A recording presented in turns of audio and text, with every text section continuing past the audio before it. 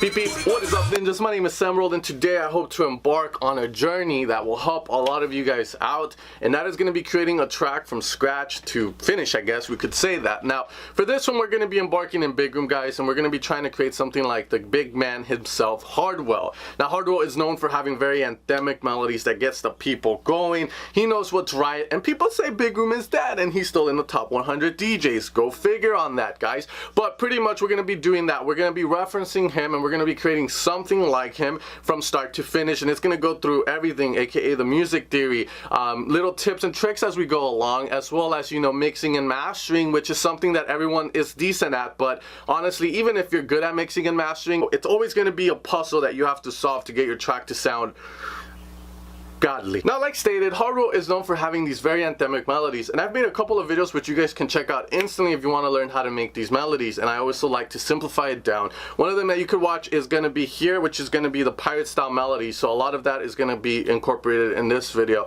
And what we're going to be doing, guys, is creating the melody first, because the plan here is going to be to have the melody in the breakdown and transfer it into the drop, where it will turn into more of a massive monster. Now the cool thing about this technique, before we get into it, into producing it, is the fact that when you have the drop happen and you have that anthemic melody going, it's not getting harmonized. You have a Big Room kip going with it, and it's just going boom, boom, boom, boom, boom, boom, boom. You know, you have a dope melody. And on the break, you have the same melody, but it sounds anthemic, and you get more of that harmonizing feel.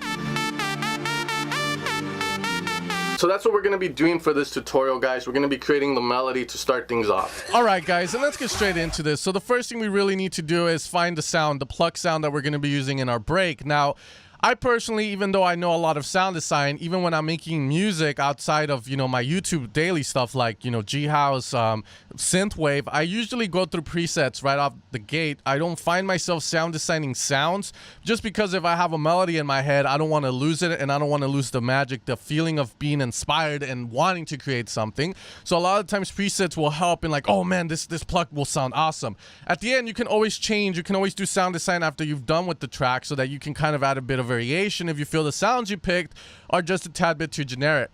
So this is a pack I created, guys, from Silent One, for Silent One, called Festival Revolution Volume 2. You guys can find it over at evilsounds.com. All the sounds we're going to be using in this tutorial are going to come from there. So if you're looking for sounds and you like anything you hear, you're going to be able to find it there, guys. And again, you don't have to buy it if you already have a lot of Big Room stuff, but if you feel like, oh wow, I don't have anything like this, then by all means support the channel. That's the means of doing it. So let's get started in finding a pluck we really like.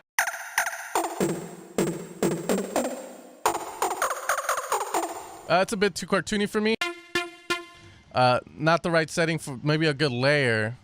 I like this one.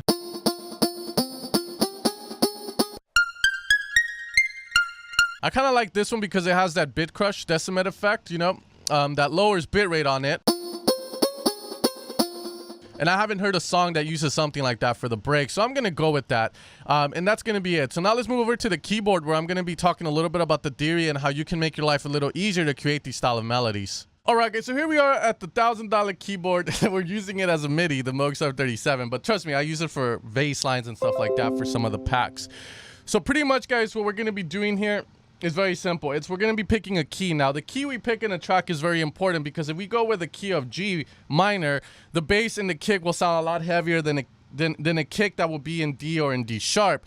Now, D and D sharp are keys that are also used in Big Room, but the Big Room kick, you got to keep in mind, it's not going to be as boomy as others. So if you're doing a mix down and you're comparing your song to the other person's song that are in G and yours is in D, it's kind of like an unfair matchup for the low end part of it, because you're not going to get your low end to sound like theirs unless you do some heavy boosting, and it might just throw things off. With that in mind, let's pick a key, and I think, you know, I'm going to go with the key of D sharp. Now, the reason I go with D sharp is because it's my favorite key, and I also love the way that it sounds. Now, the keys we use for this is going to be the D sharp.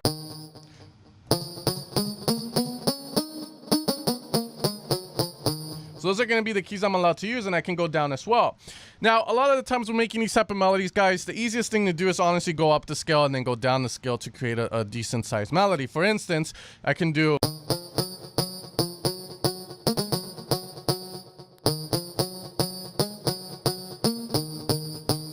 You know, very simple, as you can see. Another cool technique to have is to go from first note in your scale up to the 5th note. So here, if I count the notes, 1, 2, 3, 4, 5, this is the 5th note in the scale, and this is my first note. Now, a lot of songs will revolve around this. Check it out.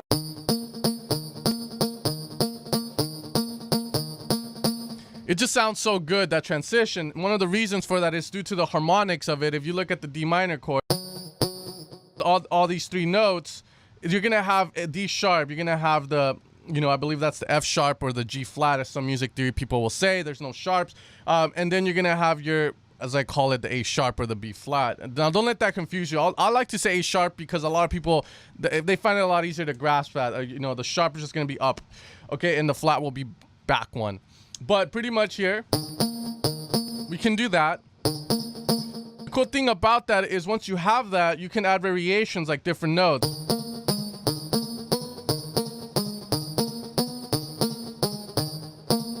You can see the coolness of it. Like, it just gives you that nice vibe. Knowing that, we can create a lot of melodies from that. Now, the other important thing is going to be the rhythm that things are being played at. Because if you just have, it sounds boring, but if you add,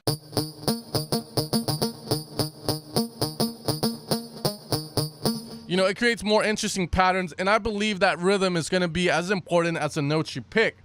With that in mind, let's do a couple of test runs here to see what melody we're going to stay with. Now, I have not made the song, nor I have an idea, so we're going to have to go based on what I play and what I like the most.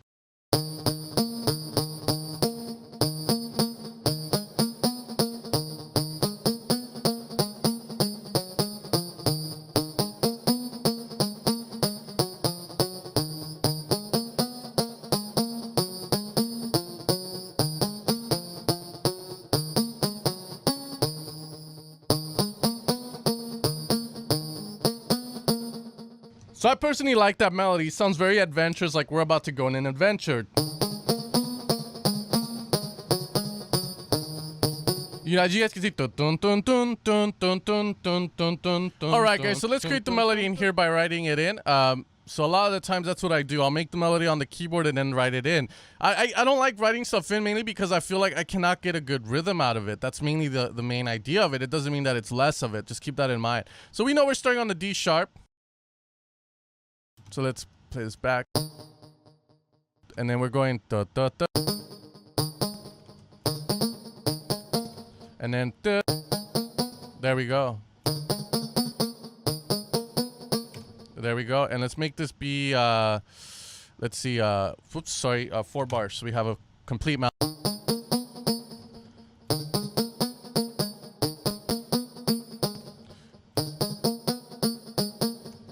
There we go. It's just going down the scale like we talked about.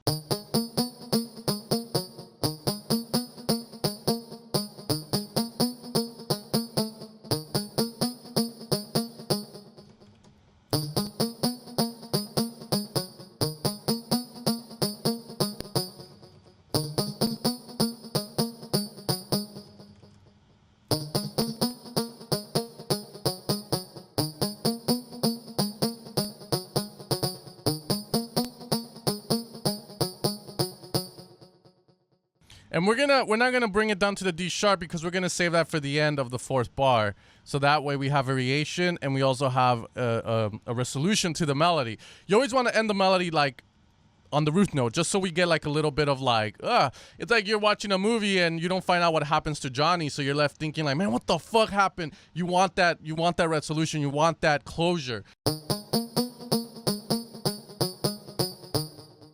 So that's how we're gonna go about it.